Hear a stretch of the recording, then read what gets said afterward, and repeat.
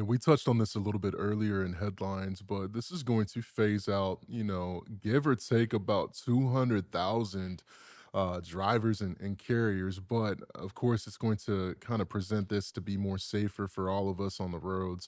Is there anything else that we could expect for this in terms of what's happened with Secretary Duffy's ruling today?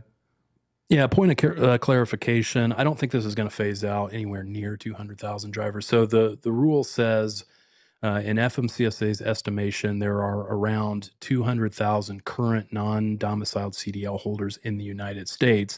But that isn't to say that all of those are not eligible for these licenses. In fact, it will be a small percentage of those that wouldn't meet the new criteria that is being set up. So we don't know what the actual number will be of current non-domiciled CDL holders that will be negatively impacted by this rule, but it's going to be significantly less than the 200,000 that currently operate in the country under those rules, because a lot of those are going to qualify even under the more strict standards. So that is just a point of clarification. But yeah, in terms of what the actual rule is doing, it's narrowing eligibility at its core. And so just looking at the rule here, it's going to only allow individuals lawfully present in the U.S.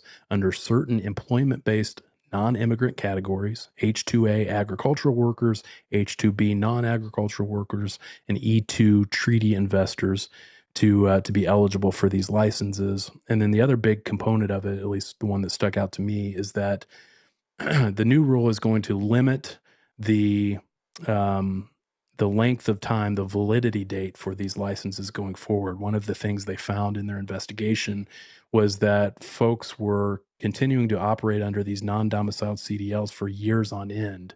And so the thing that's going to change now is that these non-domiciled CDLs, when they do get issued, are only going to be valid for the length of that individual's employment authorization or 1 year, whichever is less. So the maximum is going to be 1 year that they're going to be eligible for these non domiciled CDLs. So those are the important points that I took away from it.